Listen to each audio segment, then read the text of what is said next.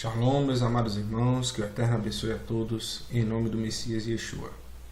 Meus irmãos, nós vamos fazer a última parte agora do Código da Bíblia, chamado As Obras da Lei. E eu tinha prometido que seriam 7 capítulos, mas eu acabei me enganando, são 6. Esse último é um resumo de tudo que a gente viu, né? E não é porque é um resumo que você vai deixar de assistir as outras partes, né? Eu tenho recebido relatos de irmãos que começaram a compreender realmente o que Paulo estava querendo passar nos seus escritos. Porque, como a gente vem repetindo, é impossível nós observarmos o que Paulo escrevia há 2000 anos atrás e querermos colocar em nossas vidas com um pensamento romano do século 21. Nós temos que compreender o contexto histórico, para quem Paulo falou, quais foram os temas abordados por Paulo. Então, se você tem uma dúvida, um questionamento sobre o que Paulo falou nos seus escritos, eu te convido a acompanhar no nosso canal essa série sobre as obras da lei. É uma palavra tão pequena que pode mudar o significado da tua vida, assim como mudou a minha. Uma vez eu assisti num vídeo do canal do irmão Marlon, Raízes Hebraicas da Fé, quando eu já estava firme, na verdade, no conhecimento da Torá. Mas eu, ao observar alguns escritos de Paulo, eu comecei a ver alguns pontos que eram contrários à Torá, e eu não sabia nem como explicar isso, para ser mais exato. Eu às vezes dava uma enrolada, eu tentava espiritualizar a coisa, mas eu não me sentia em si satisfeito com a minha resposta. E ao observar um dia um estudo sobre a carta aos Gálatas do irmão Marlon, foi até retirado do canal, ele disse que vai refazê-lo, eu observei essa palavra obras da lei e foi me mostrado alguns pontos. E do princípio, né, eu disse, rapaz, se for isso mesmo é muito bom. Então vai me dar uma grande ajuda. Então eu fechei o vídeo e fui pesquisar. E eu descobri um site que mostrava, o site inclusive da faculdade de Harvard, onde mostrava esses manuscritos, e tinha alguns livros que fizeram as traduções e disponibilizavam o conteúdo desses livros, e muito interessante, e mostrava realmente a justificação, o legalismo imperando naquela época de Paulo. E a partir daí, Paulo, que ao ver o Messias lá quando ele estava indo perseguir a congregação do Mashiach, Paulo, que teve as suas escamas tiradas dos seus olhos, a gente, ao receber essa revelação, a gente sente realmente quilos de escamas caindo dos nossos olhos, e agora nós podemos entender o que Paulo falou, e nós podemos compreender o que realmente estava acontecendo naquela época. Então, se você, irmão, tem alguma dúvida sobre os escritos de Paulo, você que está em Techuvá também, em retorno às raízes originais da palavra escrita pelo Eterno, se você tem essa dúvida, eu te aconselho a acompanhar essa série, que foi um estudo selecionado pelo nosso irmão Jacob, maravilhosamente, né? E fez uma seleção perfeita, trazendo estudos realmente edificantes, que trazem o contexto, trazem as referências, está no primeiro vídeo, se não me engano. Então eu peço a vocês que acompanhem e pesquisem, não acreditem no que eu estou falando, e pelo menos eu peço que vocês observem nas suas escrituras que realmente há uma incoerência se você não observar que Paulo está falando em relação a 2 leis específicas. Uma que levaria à condenação e outra à vida. A lei do Messias, a lei de Cristo, e a lei das obras da lei. Então, a lei do Messias, se nós compreendermos que o Messias é a palavra do Eterno feita em carne, nós vamos entender que a lei do Messias é a própria palavra do Eterno. Isso a gente vai ver mais à frente, mas é isso que a gente vai ver nesse resumo pequeno final sobre as obras da lei. Em algumas ocasiões, nos escritos da Nova Aliança, o apóstolo Paulo utiliza a expressão obras da lei. Na carta aos Romanos, no capítulo 3, e aos Gálatas, no capítulo 2 e 3. Em todas essas citações, a expressão é usada negativamente, sendo algo a ser evitado por todo servo verdadeiro de Elohim através de Yeshua. Porém, a má interpretação e a descontextualização dos textos paulinos, onde essa expressão é mencionada, gerou e tem gerado muitos meios teológicos cristãos e também judaicos um falso conceito que Paulo era contrário à Torá e à sua obediência. Então, irmãos, hoje nós temos aí uma quantidade exorbitante de denominações religiosas. Então a gente tem um questionamento para vocês. Você que faz parte da igreja Assembleia de Deus, você não pode frequentar, se a sua é azul, você não pode frequentar a verde. Se você é da verde, não pode frequentar a amarela. Se não pode frequentar a amarela, não pode frequentar a vermelha. E se você não pode frequentar nenhuma dessas, imagine frequentar uma igreja presbiteriana. Aí a gente tem a igreja presbiteriana que vive metendo o pau, desculpa a expressão, na igreja Assembleia de Deus. Já as duas se juntam e começam a questionar os ensinos da Adventista. Já a Adventista questiona de todas. Vem a católica e diz que elas são suas filhas. E elas dizem que não são filhas da católica, mas têm o mesmo batismo do Pai, do Filho e do Espírito Santo, que não tem nas Escrituras, somente em escrituras adulteradas. Logo, a gente fica nessa salada de fruta. E eu pergunto, qual é a igreja que o Messias vai buscar? Quem é que está certo? Alguém tem que estar errado. Se todo mundo tem uma visão diferente, não tem essa de que no final todo mundo ama a Cristo e todo mundo vai ser salvo. A palavra do Eterno diz que muitos virão naquele dia chamando o Senhor, Senhor, não fizemos isso em teu nome ou aquilo em teu nome, mas o Messias lhe dirá abertamente: apartai-vos de mim, vós que praticai a iniquidade. A gente já cansou de falar aqui o que é iniquidade, que é a transgressão dos mandamentos da Torá, e ninguém se atenta a ver. Mas eu creio que esse vídeo vai chegar às pessoas específicas, né?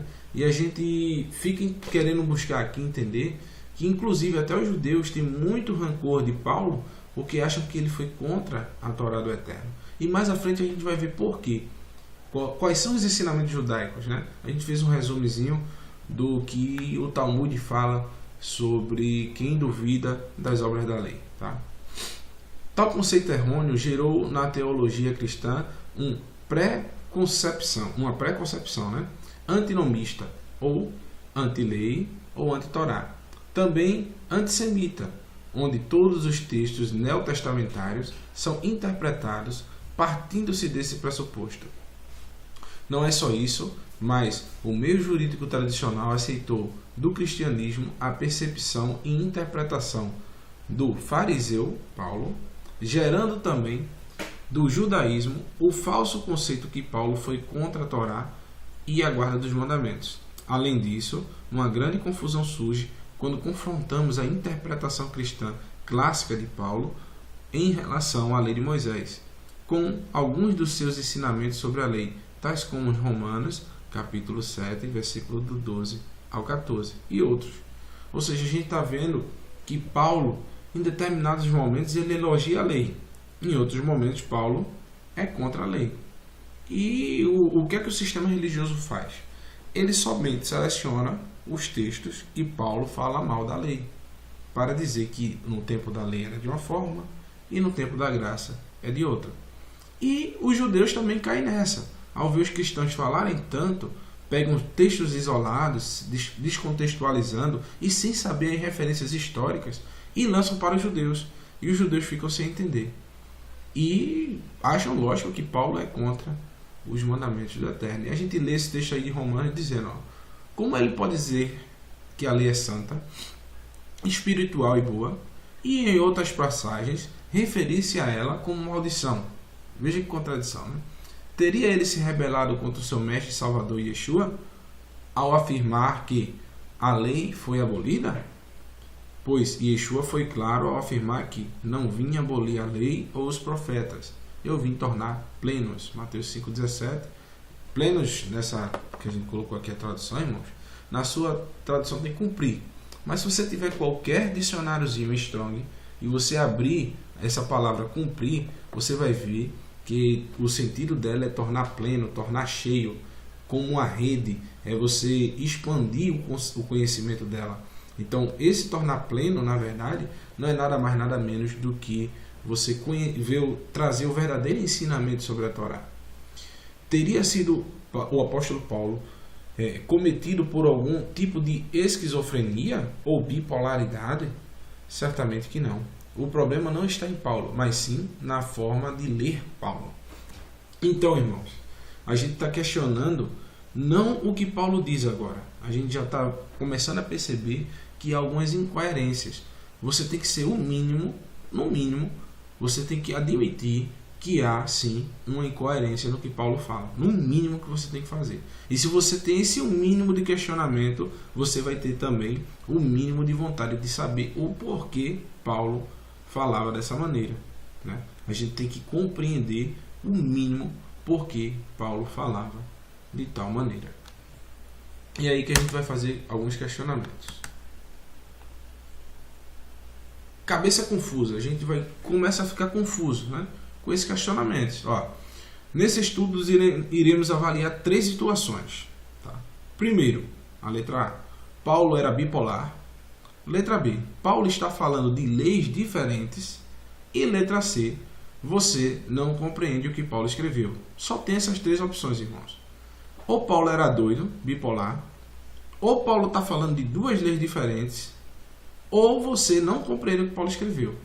Eu voto na letra B. Tá? Então, se você tem outra opinião, vamos acompanhar todos os estudos e você pode trazer aqui os seus questionamentos aos escritos de Paulo. Com esses seguintes questionamentos, iremos avaliar o que realmente Paulo queria expressar quando criticava as obras da lei e elogiava a lei de Deus. Então, está lá em Atos, capítulo 24, verso 14. Pergunta. Como um homem que diz que a lei de Deus é maldita, como ele diz isso? Contudo, confesso-te que sirvo sim, olha o que é servir a Deus, ao Deus de nossos pais, como discípulo do caminho, que aqui denominam seita. Creio em tudo que está de acordo com a lei e no que está escrito nos profetas. Como Paulo é contrário à Torá, e ele está dizendo que crê em tudo que está de acordo com a lei. Então, diga para mim, Paulo é mentiroso? Tá? Porque ele diz que todo aquele que quer guardar a lei está debaixo de maldição. Mas ele está dizendo que crê em tudo que está de acordo com a lei. Tá? Em Atos 24:14 diz o seguinte, em 21 e 24, perdão. E também, participe, isso são todos os apóstolos, tá, irmãos? Veja o que os apóstolos dizem. Participa com esses homens dos rituais de purificação e paga a despesa deles, para que rapem a cabeça. Desta forma, veja só, irmãos, todos observarão que é falso o que ouviram a teu respeito, e que, em verdade, tu mesmo continuas andando sob absoluta obediência à lei. Absoluta. O absoluto, irmão, é algo total, uma totalidade. Fala de uma pluralidade, ou seja, não há nada, como Paulo mesmo disse depois, quando estava sendo interrogado, ele confirma isso aqui, que ele crê em tudo que está escrito. Ou seja, os apóstolos não estavam imputando a ele nada que ele não concordasse. E os apóstolos passaram todo o tempo do ministério do Messias. Eles passaram cerca de mais 40 dias depois que o Messias ressuscitou. Então, será que os apóstolos não entenderam que a lei é maldita? Que eles não devem guardar a lei? Eles compreenderam a mensagem errada, só pode ser isso. Os apóstolos, eles realmente deturparam o evangelho. Ou é isso aqui, irmãos. Você não compreende o que Paulo escreveu. Você tem que se resumir à sua insignificância. Você tem que entender que você realmente precisa nascer de novo. Porque o Messias chega para Nicodemos, que fazia parte de um sistema religioso ao qual você nascia de um jeito e os seus antepassados passavam à frente uma informação dizendo, olha, para ser salvo você tem que ir para aquele lugar ali. Então as pessoas iam passando, até chegou em Nicodemos. Nicodemos, quando nasceu, ele começou a ser ensinado com o legalismo farisaico, com as leis de homens misturada com a Torá, e ele foi lá ser fariseu. Ele acreditava que estava adorando ao Eterno da maneira correta, e veio um Messias e disse para ele, olha, se tu não nascer de novo, Nicodemos, tu que é o mestre da lei, o conhecedor da Escritura, jamais entrarás no reino dos céus. E por que você hoje não pode receber esse mesmo decreto do Eterno? Vi uma pessoa pregar para você e lhe mostrar que você deve sim mudar e aprender novamente conforme o Eterno queira. Então é isso que a gente questiona. Então eu escrevo aqui, os próprios apóstolos ficaram contentes ao ouvir que muitos judeus se converteram ao Mashiach e continuavam a guardar a Torá. Atos capítulo 21, verso 20. Leiam sua Bíblia, irmãos. Todo o livro de Atos capítulo 21, do verso 20 em diante. O mesmo diz que serão os que serão justos, está errado aqui o português elástico. O mesmo diz que serão justos os praticantes da lei, né? Pois diante do Eterno não são os que simplesmente ouvem a lei considerados justos, mas sim os que obedecem à lei. Estes serão declarados justos.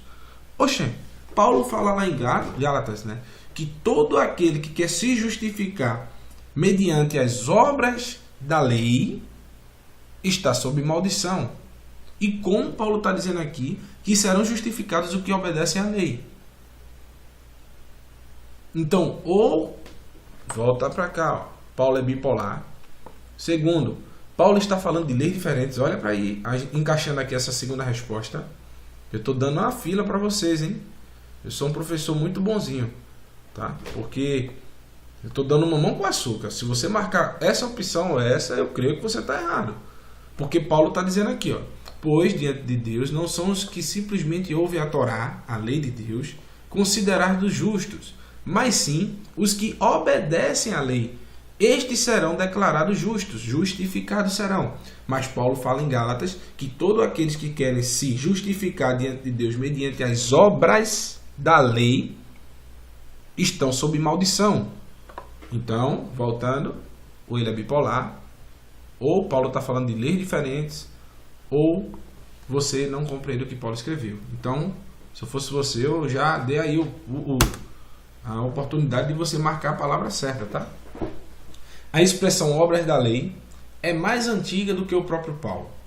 Ela foi utilizada pela comunidade de Qumran quase 2 séculos antes do Mashiach, como atestam os pergaminhos do Mar Morto descoberto no século passado. Em um dos rolos temos o título Mixat Maasei HaTorat, ou as importantes obras da lei. Devido a este nome, esse pergaminho é simplesmente conhecido como MMT.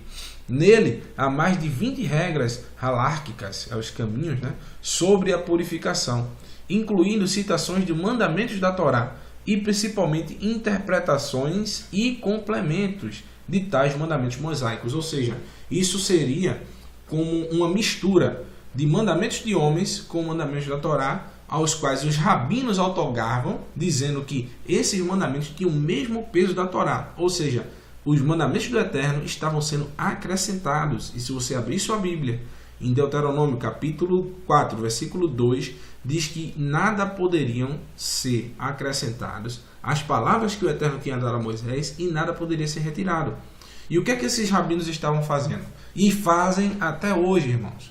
Eles acrescentam. E o que é que o sistema religioso cristão faz até hoje? Eles retiram. Ou seja, todos os dois são contrários ao mandamento do Eterno. Então isso gera uma maldição. Está lá em Deuteronômio capítulo 12. Então vocês têm que ler. Vão atrás e leiam. Não acreditem em nada do que o seu pastor diz, em nada do que eu estou lhe dizendo. Leiam. Devido a esse nome, esses pergaminhos, né, eu já li essa parte, né, há também regras que excluíam as oferendas dos gentios e os próprios gentios de participarem das atividades do Templo de Jerusalém. Então, irmãos, veja só, esses pergaminhos continham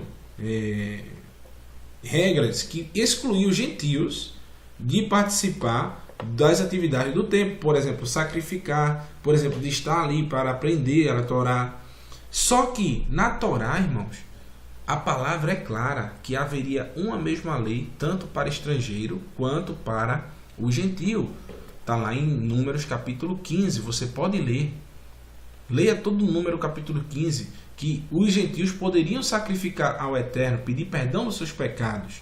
Mas o que é que esses homens ensinaram? Um mandamento de homem, negando a Torá. Por isso o Messias certa vez diz que vós coais uma mosca e engolis um camelo. Ou seja, eles ficavam querendo ver pequenos detalhes da lei e passavam coisas enormes da Torá aos olhos desses homens. O estudo desse documento trouxe a grande luz à interpretação do apóstolo Paulo e o seu posicionamento em relação à Torá e à lei de Moisés. O fragmento do pergaminho, também chamado de Importantes Obras da Lei, está em Corã, em Israel, do século II a.C., baseado nos testemunhos de Paulo e em alguns dos seus discursos de defesa, sabemos que ele não era contra os mandamentos da Torá, ou seja, Paulo não estava contra a lei de Deus. Ele estava contra esses ensinamentos que os homens diziam que traziam justificação diante de Deus. Os próprios apóstolos em Jerusalém dão testemunho sólido e irrefutável da conduta de Paulo em relação à lei de Moisés. É o que a gente leu mais acima, mas a gente pode ler de novo.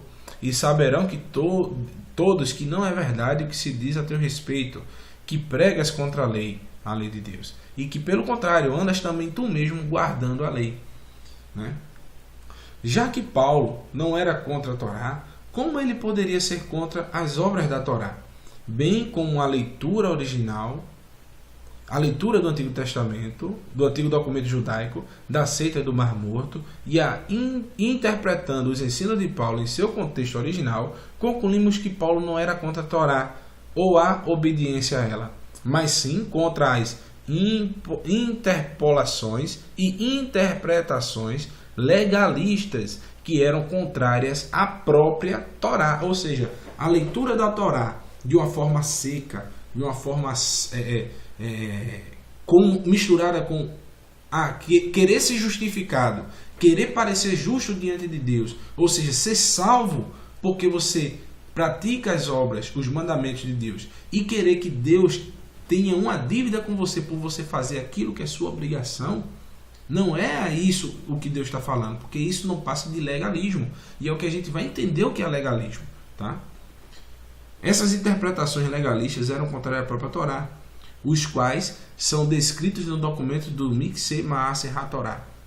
Ao usar a expressão obras da lei, Paulo refere-se a uma ideologia muito comum entre judeus e gentios, simpatizantes do judaísmo, a saber que a simples obediência ao mandamento justificaria o praticante para Elohim, ou seja, seria você obedecer sem confiar na graça do Eterno. Ou seja, quando você praticasse o mandamento, o Eterno estaria em obrigação de te proteger. Mas o Eterno quer que você confie nele, que ele pode te proteger de qualquer coisa, e por retribuição a isso, você seja obediente àquilo que ele mandou. Ou seja, a graça, irmãos, é dada antes da obediência à Torá. Só em você estar vivo, você já está na graça. Agora, imagine você estar vivo sem obedecer aquilo que Deus mandou que você fizer. Isso é a maior prova de graça, irmãos. Da longanimidade do Eterno para com todos nós. A benignidade, ou seja, o Eterno ser longâmino para conosco, é quando nós, Paulo certa vez fala, né? Nós andamos certa vez longe do Eterno, mas agora estamos perto, estamos aproximados novamente. Se eu não me engano, está em Efésios 2, que na longanimidade do Eterno ele nos preservou quando nós éramos contrários aos seus mandamentos. Então, a longanimidade e a graça do Eterno está aí, irmão. E nesse tempo que você está passando, sendo contrário aos mandamentos do Eterno, ele ainda lhe manter vivo.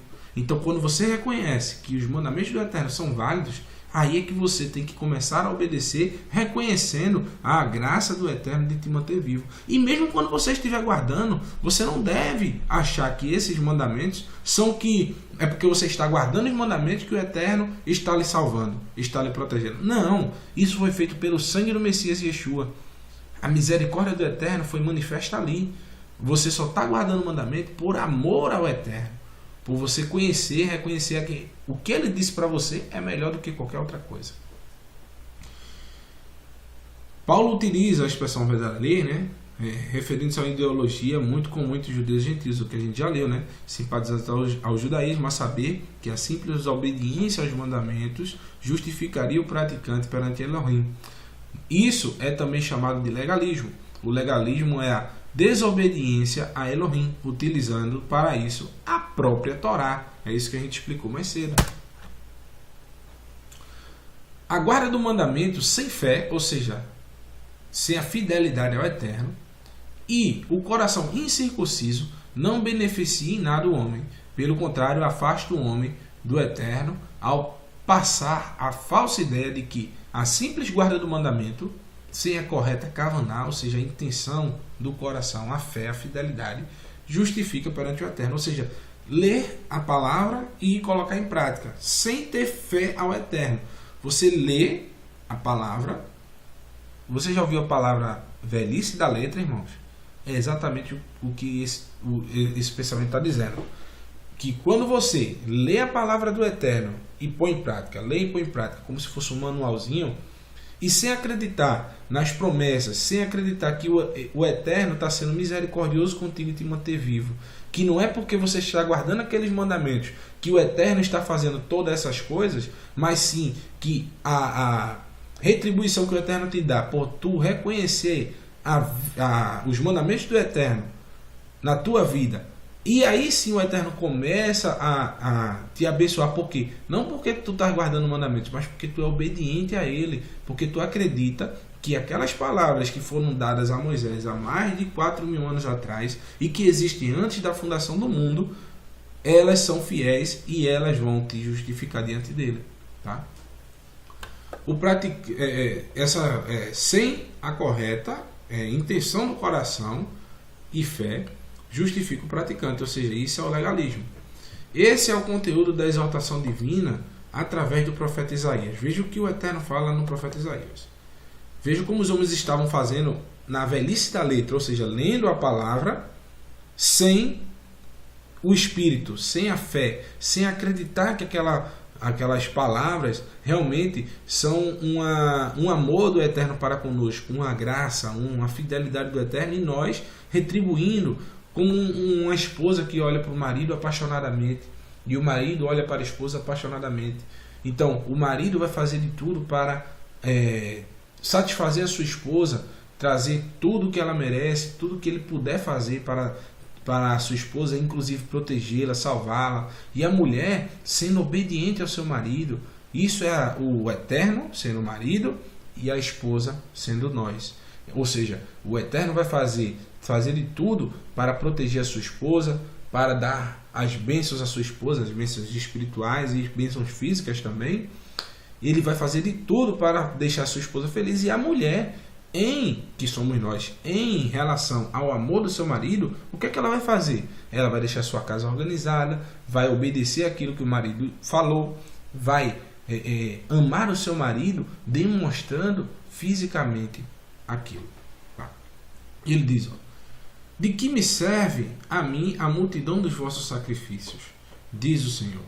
Estou farto dos holocaustos de carneiros e da gordura de animais cevados, e não me agrado do sangue dos novilhos, nem de cordeiros, nem de bodes. Não continuareis a trazer ofertas vãs. O incenso é para mim uma abominação, e também as festas de lua nova, os sábados, as convocações das congregações. Não posso suportar a iniquidade associada ao ajuntamento solene. Ou seja, o Eterno não está reclamando daquilo que ele ordenou que o povo fizesse. Ele está reclamando da forma que o povo estava fazendo no puro legalismo. Ou seja, obedecendo os mandamentos por obrigação. É como eu estava acabando de dar o exemplo da esposa e do marido. O marido chega em casa, está tudo arrumado, mas a mulher simplesmente não tem a vontade de dar um abraço no marido, de dar um beijo, de amá-lo, de ter aquele olhar com carinho pelo seu marido. Então, a mulher obedece como se fosse uma empregada da casa.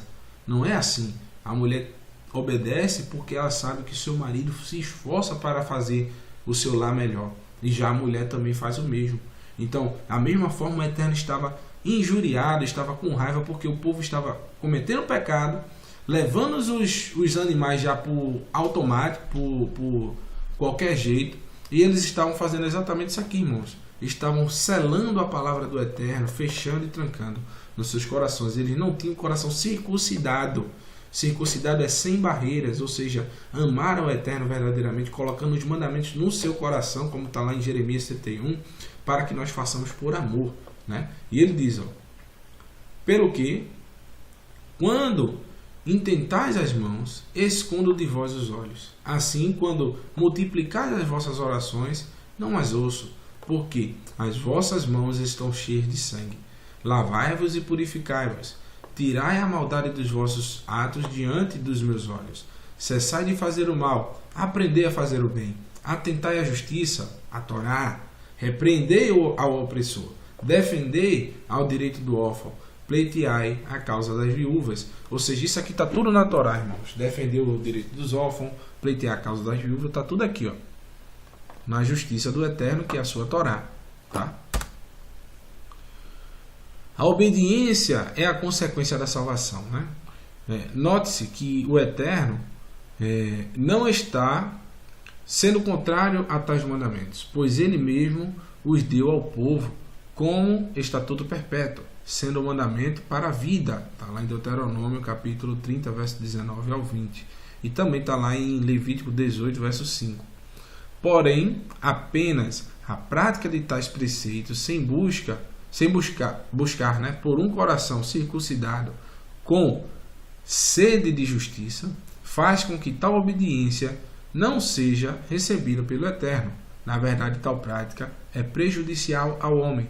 Isso é que o próprio Paulo quer dizer quando ele usa a expressão letra, referindo-se à cega obediência da Torá, sem um estado interior e exterior condizentes. Ele diz, ao qual habilitou para sermos ministros de uma nova aliança, não da letra, mas do Espírito, porque a letra mata, mas o Espírito vivifica. Ou seja, a obediência legalista de ler aquilo e praticar, ler e praticar, ler e praticar, sem ter fé, sem fazer aquilo por amor, sem fazer por aquilo por vontade de agradar ao seu esposo, mata a pessoa. Você não está fazendo aquilo por amor. Vai chegar um momento que você vai transgredir, porque você não está fazendo aquilo por amor. Você está fazendo assim pela letra, porque está escrito. Você não está fazendo porque o seu coração pede para que você faça aquilo, né? Assim, contrariando a interpretação normativa cristã dessa passagem, Paulo não está atestando que a Torá mata, pois estaria condenando a si mesmo, mas sim que a forma como a Torá é guardada e interpretada é que pode roubar a vida do homem, relatado pelo Machia em Mateus 23, do verso 13 e 15. Lá ele fala, o Messias diz, olha, vós nem entrais no reino dos céus, nem deixais entrar aqueles que querem fazê-lo. Isso está em Mateus 13. No Mateus 15, ele diz, olha, que é como meu pai. Mateus 15, deixa eu abrir aqui na minha escritura, me fugiu da memória. 13 veio, deixa eu abrir aqui rapidinho. Mateus 23, está aqui, verso 15, diz o seguinte: ai de vós, escribas e fariseus hipócritas, que percorrei o mar e a terra para fazer um prosélito, ou seja, um convertido. Mas quando conseguis conquistá-lo, vós os tornai 2 vezes mais dignos do guiena, do inferno, do que de vós. Ou seja, eles são 2 vezes mais filhos de Satanás do que filhos do Eterno. Tá? Na verdade, ele diz, portanto, a mesma Torá, a lei, que é bênção para uns, pode ser maldições para outros. E o mandamento que me fora para a vida, olha o que Paulo está dizendo, verifiquei que este mesmo se tornou para a morte. Ou seja, a obediência legalista que Paulo tinha no início da sua carreira, no início da sua vida, e depois da visão que o Messias deu a ele, que somente a graça do Eterno, somente os mandamentos, a Torá do Eterno eram válidas, Então Paulo viu que esse mandamento era para a vida, mas ele pensava que era para a morte. Está lá em Romanos 10, 7. É aí que a gente começa a entender o que Paulo está falando. Paulo aqui atesta que já fora escravo da letra e das obras da lei, pois sua busca pela pureza da religião e zelo pelas tradições endureceram-lhe e cegaram-lhe o coração, impediram de discernir o Messias contido na própria Torá. Isso a gente vai ver lá no final do estudo. Eu coloquei um verso que vocês vão entender isso aqui que eu estou dizendo. Ó. Essa passagem aqui está dizendo, ó, Paulo aqui atesta que fora escravo da letra, das obras da lei, pois a sua busca pela pureza da religião e o zelo das tradições endureceram-lhe e cegaram-lhe o coração, impedindo de discernir o Messias contido na Torá. No final a gente vai ver um trecho lá de Filipenses que a gente vai começar a compreender. Na verdade, a aceitação ou obediência do homem com relação à lei do Eterno dependerá da fé e do estado do coração do ofertante. Está lá em Romanos 2, do verso 28 ao 29. A fé sempre deve vir antes do mandamento e não ao contrário. Romanos 4, do 9 ao 15. Ou seja, primeiro a fidelidade ao Eterno, a fé no Eterno, nas promessas, acreditar na Torá. Depois você vem guardando os mandamentos aos poucos, como está lá em Atos 15, verso 21. E como eu sempre digo, né? Não obedeço para ser salvo, obedeço, pois sou salvo. Bendito seja o Eterno.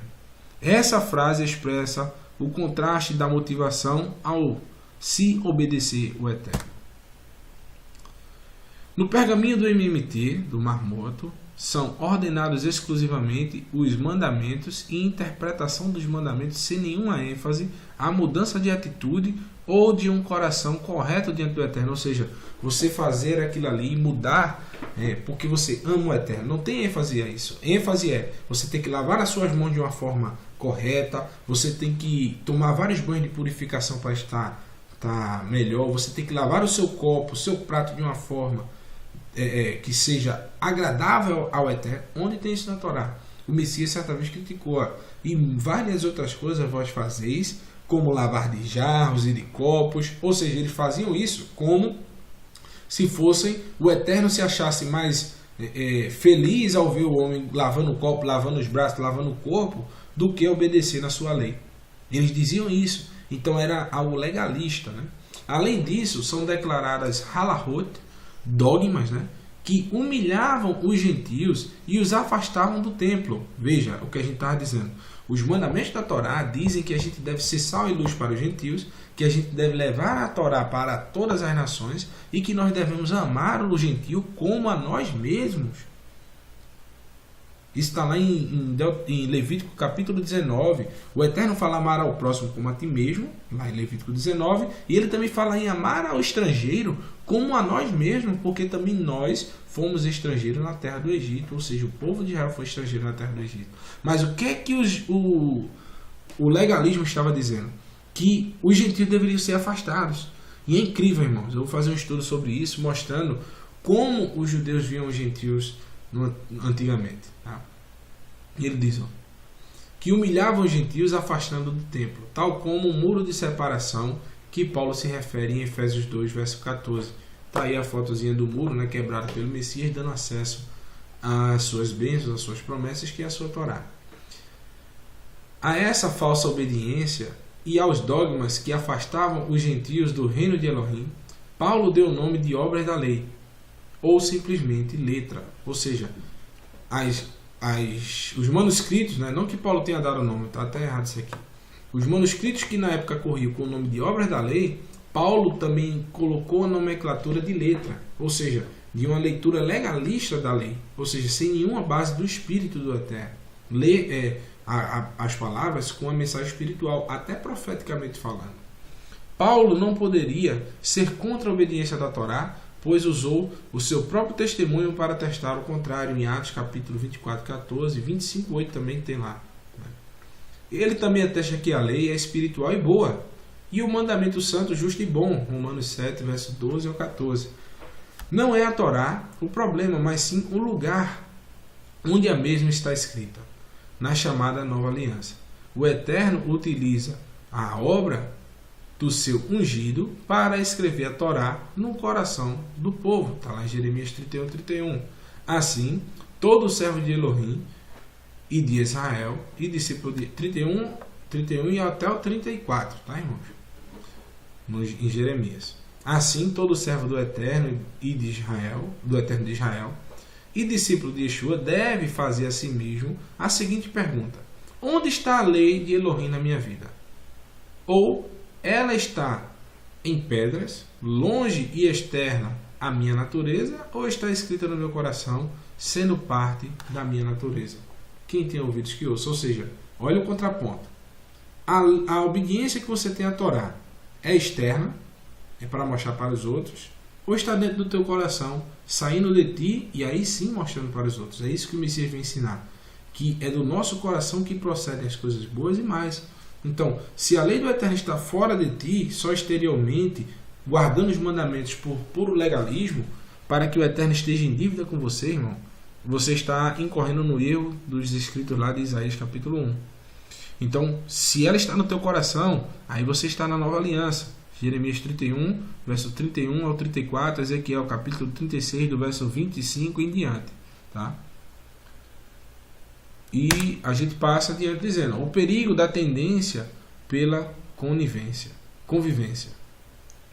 Se analisarmos a história do poder de maior influência religiosa primitivo, veremos que os capítulos foram infelizes. Ou seja, se a gente analisar a história dos judeus, do povo de Israel antigamente, a gente vai ver que foi infeliz, né? Após a sua ascensão em Roma, no 3º século, depois da vinda do Mashiach, os problemas se intensificaram. Com o surgimento de várias seitas cristãs filosóficas e linhas diversas de pensamento, foram desenvolvidas doutrinas que se chocam fortemente entre esses grupos. É aí que a gente falou mais cedo, né? Qual é a igreja que está salva? Tem vários tipos, né? Tem para todo gosto. Tem até aquela que promete carro zero, né? Mas na verdade o cara entra com seu carrinho velho e sai sem ele. Daí, quando traduzem as passagens do Novo Testamento, né? O chamado Novo Testamento, que davam certa margem para sustentações dos seus principais credos, sempre interpretavam os textos de maneira que o versículo pudesse se encaixar com sua crença. Ou seja, aqueles chamados pais da igreja, né, mudaram, pensavam em algumas coisas para se apossar do povo do Eterno, e eles começaram a mudar, distorcer os contextos escritos por Paulo para mudar sua crença. E isso está lá, irmãos, em 2 Pedro capítulo 3. É impressionante que na época já existiam pessoas que estavam distorcendo os escritos de Paulo. E Pedro faz um alerta gravíssimo, dizendo que esses indoutos torciam as Sagradas Escrituras. Qual eram as escrituras no tempo de Paulo? A Torá, de Pedro, perdão, a Torá e os profetas. E as cartas de Paulo. Pedro coloca em duas classificações. Torciam as Sagradas Escrituras e também as cartas de Paulo. Então, se as cartas de Paulo já estavam sendo torcidas há 2000 anos atrás, como é que hoje está sendo compreendida perfeitamente? Vocês têm que entender o contexto, amado. Sempre interpretava os textos de maneira que o versículo pudesse encaixar com a sua crença, né? Contra esses perigos, o Eterno ordena a Moisés: nada acrescentei a palavra que vos mando, nem diminuireis dela, para que guardeis o mandamento do Eterno, vosso Elohim, eu vos mando. Ou seja, o Eterno manda que nada seja retirado, nada pode ser acrescentado. Então, quem é um imbecil, perdão, desculpe a expressão, né? Eu até retiro o que eu disse, né? Quem pode ser tão estúpido, é a mesma coisa de imbecil, não vamos ser hipócrita, de dizer que sabe mais de como o homem deve ser salvo do que o próprio Eterno. Se o próprio Eterno explica que a forma de ser salvo é da maneira que ele ordenou. Também no livro de Revelação encontramos o teor profético. Se alguém lhe acrescentar alguma palavra, o Eterno vos fará vir sobre ele pragas, que está escrita sobre este livro. Apocalipse 22:18 diz: e se alguém tirar qualquer palavra deste livro, dessa profecia, o Eterno tirará sua parte do livro da vida e da cidade e das que estão escritas neste livro. Apocalipse 22:19. Ou seja, em Apocalipse, irmãos, está confirmando Deuteronômio 4:2. Nada poderia ser acrescentado, nada poderia ser retirado. Deve haver um motivo que levou Moisés, o Rabinu, né? Moshe, nosso mestre, a dar uma ordem do Eterno, tão expressa como esta. Aumentar ou diminuir a palavra do Eterno impedirá o seu povo de obedecer-lhe plenamente, pois as ordens de retiradas não seriam conhecidas pelos israelitas, e as palavras acrescentadas poderiam exigir deles coisas que o Eterno não ordenou. Hoje o judaísmo acrescenta e o cristianismo retira. Por isso Moisés advertiu ao povo, sem a lei do Eterno, o homem não está na verdade, nem na sua justiça, nem no caminho, nem no amor, nem na vida, nem na luz, nem na luz que nos fora reveladas no seu filho Yeshua, o Messias, que é ele mesmo, a lei viva. Ou seja, o Messias é a Torá feita em carne. Então por isso que ele é a lei, ele é o caminho, ele é a verdade, ele é a vida. Porque ele é a própria palavra de Deus feita em carne, segundo o capítulo 1 do Evangelho de João, versículo 1 e o versículo 14. Quem tem o filho, o que não tem o filho está morto em seus pecados. Olha aí. Se o pecado é a transgressão da Torá, então quem não tem o filho, quem não tem a palavra de Deus, está morto em seus pecados. Está lá em 1 João 5, verso 12. Quem tem o filho tem a vida. Quem não tem o filho do Eterno não tem a vida. Quem tem o filho do Eterno, o que é o que o Eterno criou? A primeira coisa que o Eterno criou, a sua palavra. E sua palavra é a Torá, irmãos. Uma das mais nefastas filosofias humanas teve origem logo no primeiro século após Yeshua.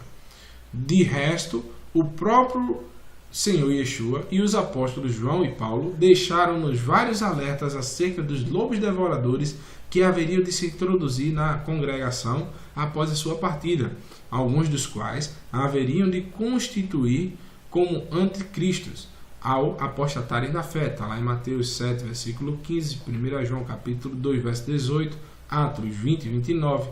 Naquela corrente filosófica que até hoje se chama antinomismo, isto é, os que são contrários à lei do Eterno, esta filosofia humana permite identificar aquele que é contra a lei do Eterno, dada ao povo de Israel através do seu profeta Moisés. Pois eles erradamente defendem que esta lei é só para os judeus ou que a mesma foi abolida pelo Messias.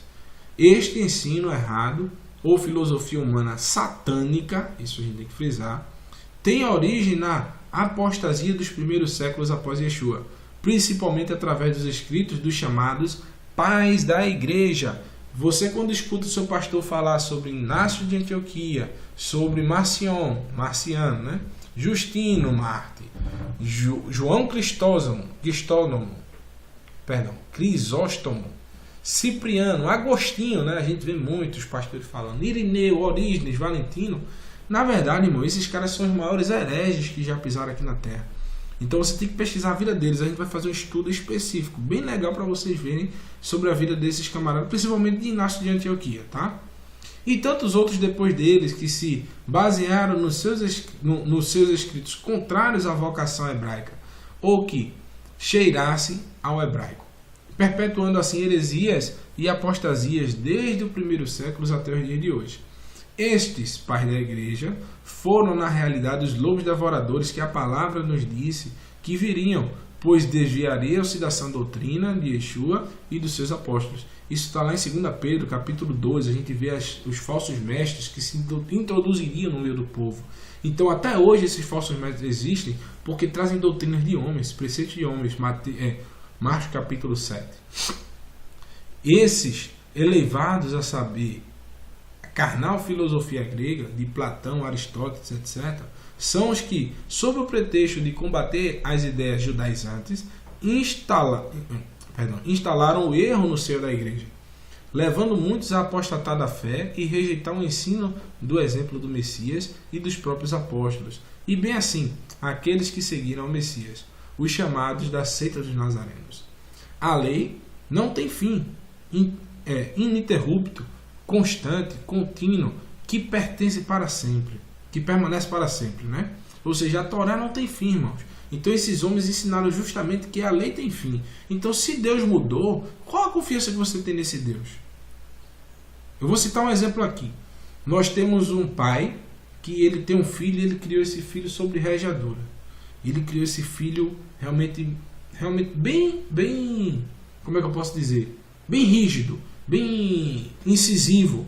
Ou seja, ou o filho obedecia ao seu pai, ou tirava nota 10 sempre, ou o pai o mandaria embora. E um menino com 15 anos de idade, ele é expulso de casa, porque ele era desobediente, ele fazia anarquia, ele desrespeitava seu pai, desrespeitava sua mãe, era um mau vizinho, ele batia, espancava seus amigos, e ele era uma pessoa má. Ele não queria ensinar o que aprendeu de bom, ele queria reter aquilo para ele sangrava os seus amiguinhos na rua. Então o pai chegou e disse: olha, filho, tu não queres ser criado sobre a minha justiça, então vai embora, manda embora. Aí o pai, sentindo a falta do filho, vai e adota outro filho. Esse outro filho, o pai simplesmente aceita que o filho tire 0, ele continua aceitando que o filho continue batendo nos seus irmãos, ele aceita tudo isso.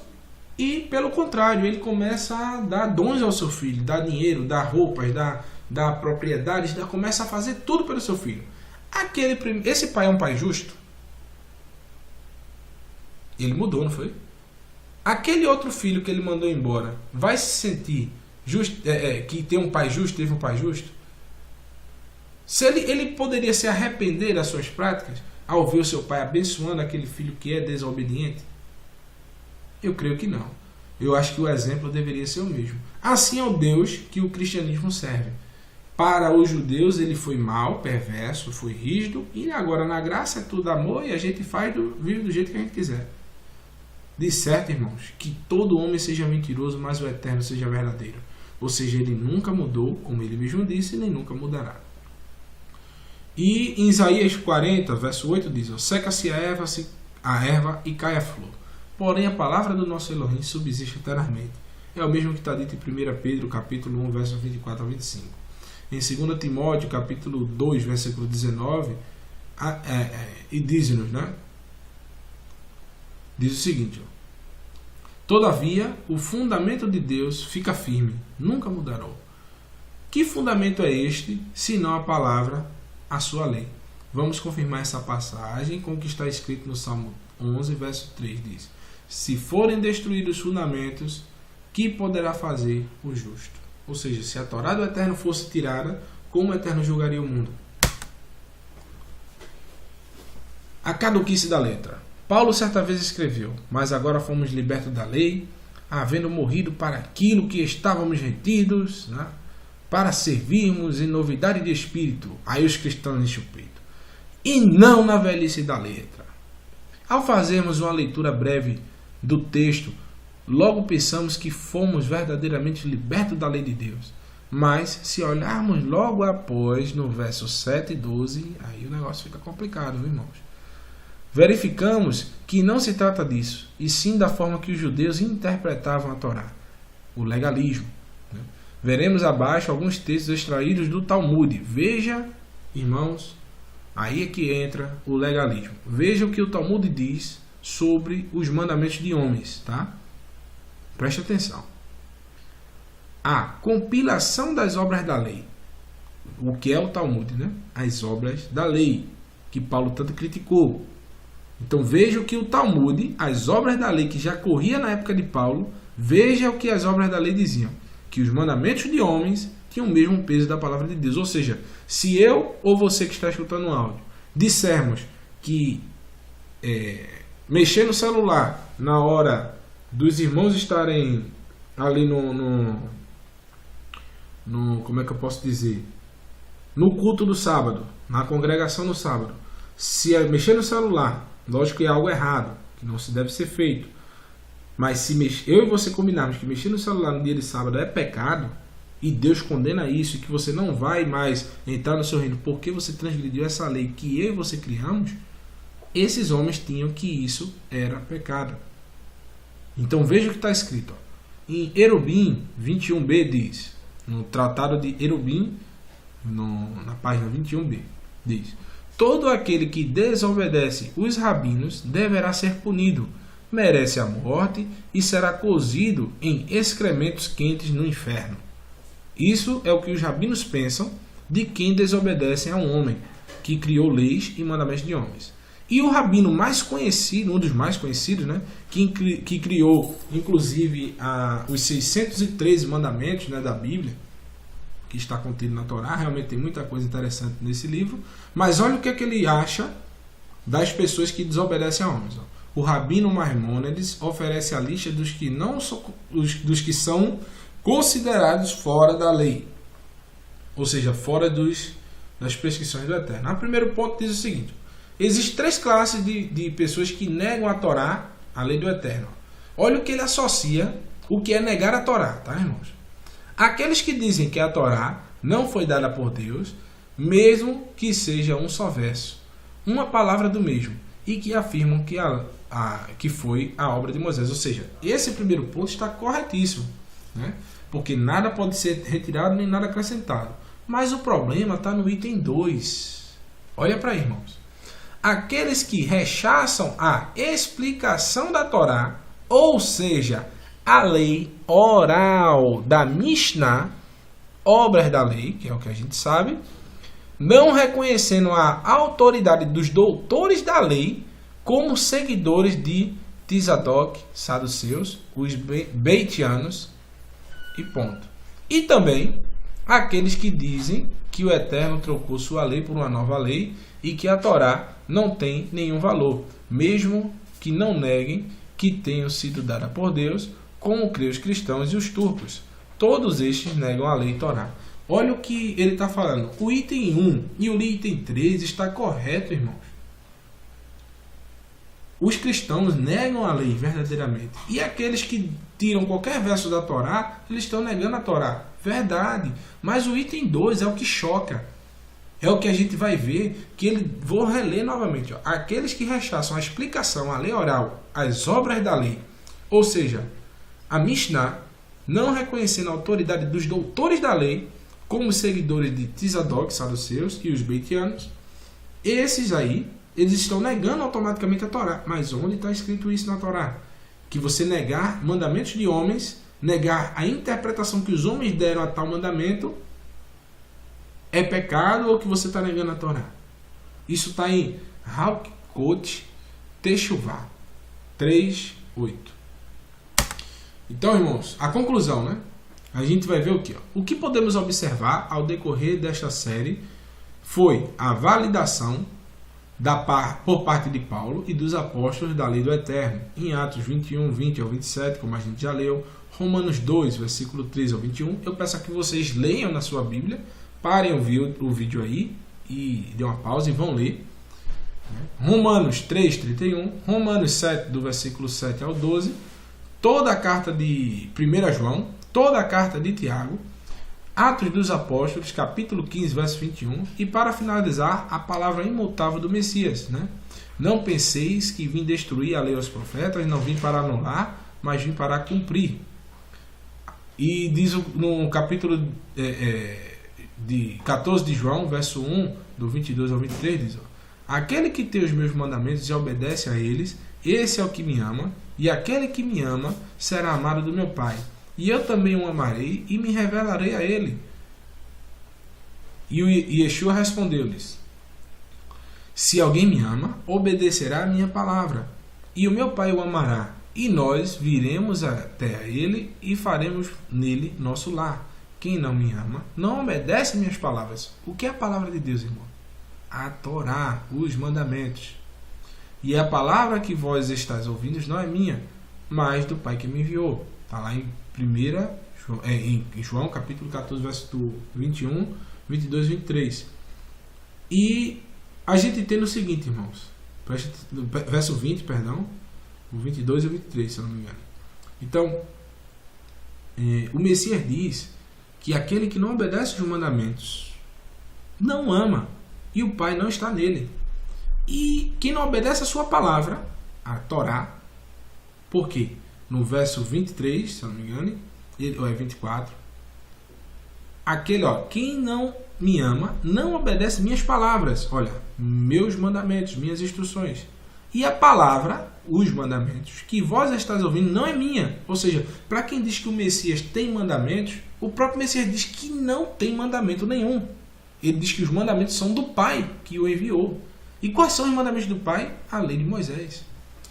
E a crítica de Paulo às obras da lei, né? A gente vai ver que observamos não se trata especificamente da lei do Eterno, e sim de um conjunto de leis humanas, né?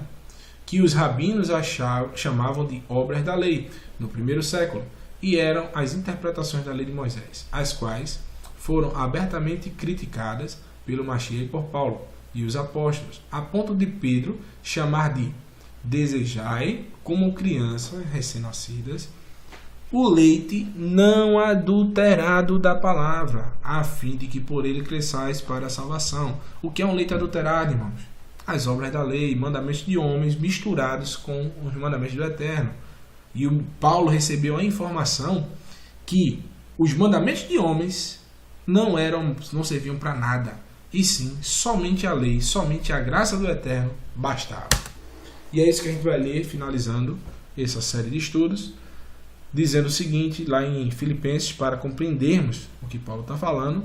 Primeiramente a gente tem que ler, se vocês puderem estudar o código da Bíblia, a palavra, vocês vão ver que o Messias é a palavra de Deus.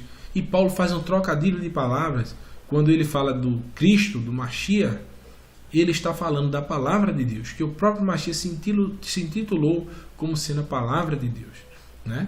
Então nós vamos entender o seguinte, ó. Tomai cuidado com os cães. Quem são os cães, irmãos? Quem são os cães? Tito, capítulo 1, Paulo chama do partido da circuncisão. São esses que ensinavam essas leis orais, né? Tomai cuidado com os cães. Cuidado com esses que praticam o mal. Cuidado com a falsa circuncisão. Olha aí, irmãos. A falsa circuncisão. Porquanto nós é que somos a própria circuncisão, né?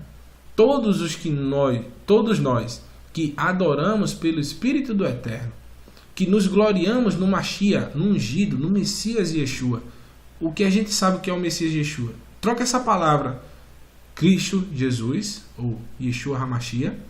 Não estou dizendo para você tirar o Messias da tua vida, não me interprete mal, mas faça um simbolismo que o Messias é a palavra de Deus feita em carne. Mas pense em Paulo falando o seguinte, ó, que nos gloriamos na palavra de Deus feita em carne, e não depositamos confiança em alguma carne.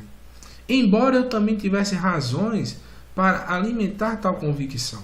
Ora, se alguém julga que tem motivos para confiar a carne, eu ainda mais. Por quê? Paulo fazia parte desse grupo, irmãos, dos cães. Paulo fazia parte desse grupo anteriormente. Então ele disse que podia se gloriar, porque ele já fez parte disso. Mas ele considerou isso tudo afastado. Ele não queria mais saber dessa doutrina, né?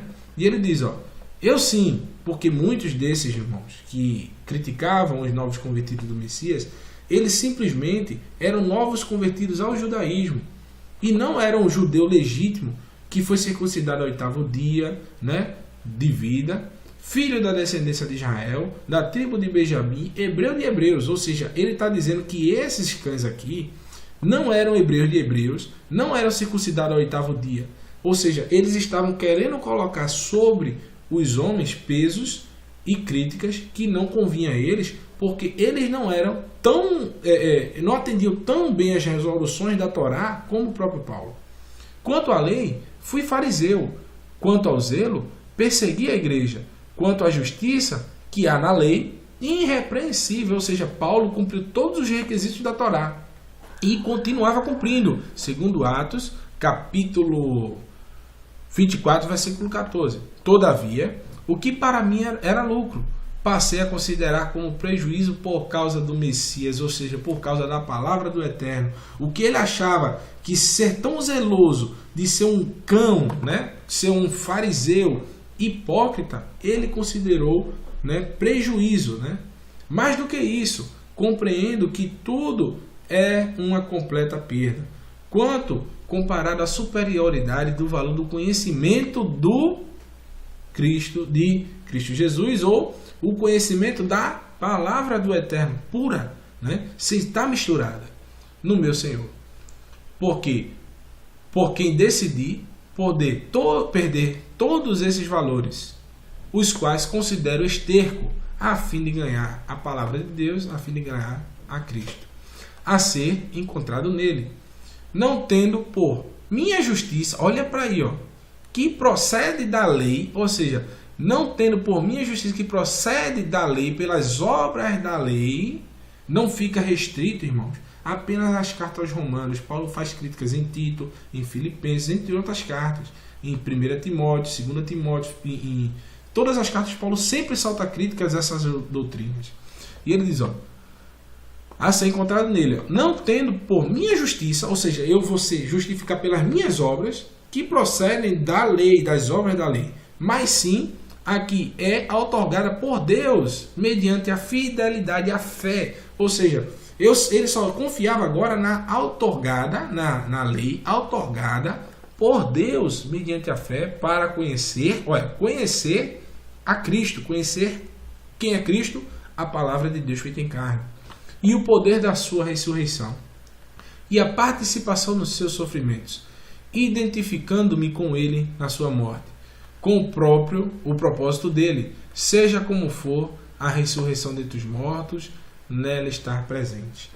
Bendito seja o Eterno, irmãos, que vocês possam ser edificados por esse estudo, assim como eu fui, e que vocês possam ir adiante, irmãos, verdadeiramente meditar nas Escrituras, colocar em prática aquilo que nós estamos aprendendo e tirar a confusão, né, na cabeça quando nós lemos os Escritos. Que se despojem, irmãos, de qualquer ensinamento de homens e se apeguem somente aos Escritos do Eterno, que eles sim são dignos de toda a credibilidade nossa. Shalom, meus irmãos, que o Eterno abençoe a todos.